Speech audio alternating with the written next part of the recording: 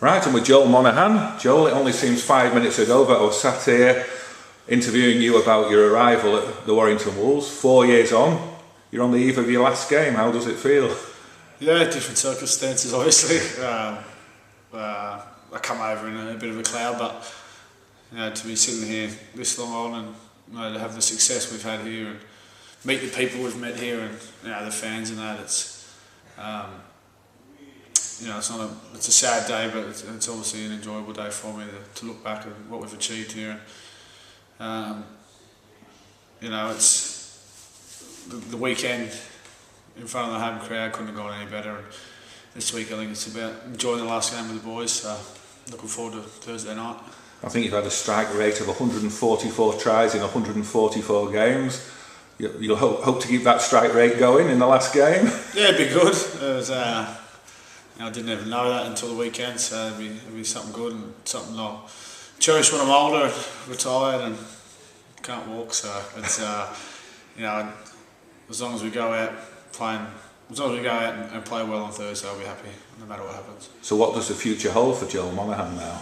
I think I'll be staying in England. I've got a couple of options in England, so I wanted to get this last game with the boys out of the way, and then I didn't want any distraction from that. And hopefully this time next week we'll have something sorted.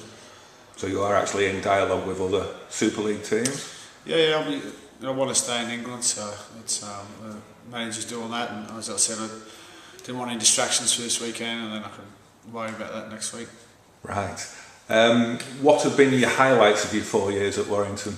I think the main one was the Challenge Cup with Mick, Mum and Dad over watching. It's on the weekend. I had a lot of individual success in Australia, but not much team success, and that was the first ever trophy I'd won in 13 years. So that was a big one for me to do it with my brother in front of the family. It was massive.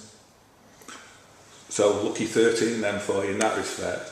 Yeah, it was lucky, and then next few weren't too lucky, losing a couple of grand finals, but even though we lost, I think there's still going to be memories that I'll hold dear to get with the team to a couple of grand finals in a row. Not everyone can say that they've been to a grand final, so unfortunately we didn't win any, but of course you were injured in one of them as well, weren't you? Yeah, I can't remember one of them, which is good. So it's in fact, many say it was the turning point in the game. Yeah, I think having two outside backs go off within a couple of minutes of each other, there was a lot of reshuffling and that, so it was made it quite tough for the boys. Is that your main regret from your time at Warrington, that you didn't actually win the grand final? Yeah, I think it is. Obviously, circumstances can't be helped, and everything happens for a reason. So, I've got mates that have played 15 years and never been in semi-finals. So, it's you look at the good with the bad, and it's been more good at Warrington than bad. So, can't complain at all. You're leaving Warrington a year ahead of schedule. What was the reasoning behind that?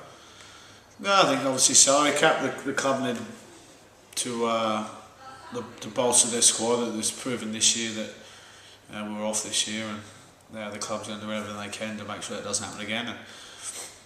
And being the winger on the wrong side of 30, was it's a business move by the club, and one I'm not bitter about one bit. It's I've always said as long as this club's succeeding, then I'll be happy whether I'm here or not. So the club are looking for the future, and there's going to be good sides at this club. I can trust me about that. Have you got ambitions to be reunited with your brother in any respect in the future? No, not. It's not playing wise. Obviously, I think maybe in a few years down the road we could be coaching together somewhere. But obviously, they've got their squad and that all sorted in France, and it's too hot for me down there anyway. So I left Australia for this beautiful weather. So I think I'll be in England more than likely, and I will be in England, and hopefully that gets sorted out soon. Now you've been captain for the last 12 months at Warrington. What's that been like for you? Yeah, very special to take over from Mick. Was a proud moment, and obviously it hasn't gone to plan the way I thought it would at the start of the year. I hoped it would at the start of the year, but when I retire, it's something I'll remember. Now, it obviously has been a disappointing season for Warrington compared to previous years. Can you put your finger on why that's been? No, just consistency. I think it's hard. We've had too many players at certain points not play their best rugby league, and if there's a few people off, it's hard to win. And it's a tough competition. And I think there's no excuses. We were just off. Things didn't go our way, and the coaches and the owners and that are hoping that doesn't happen again, and they're planning for that not to happen again. So it'll be a different story next few years, I think. But I mean, you're not the only one leaving. There's quite a large number of players leaving, so it's going to be quite a period of transition for Warrington. Can you still see them coming back so quickly and competing at the top with all the changes going on? Definitely. I think with the quality of the signings so far, and maybe more to come, that they're going to be straight back up there. I think it's knowing a few of the players already that they've signed. It's you've got Kirk Gidley, probably played 20 tests for Australia coming. You've got Tom Lynham, who's scoring 30 tries a year, 20 tries a year. So it's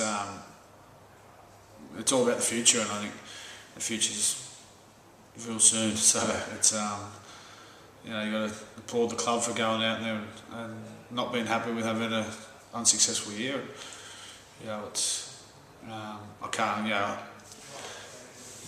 As I said, I always want to see this club succeed, and I think it will be again very, very, very soon.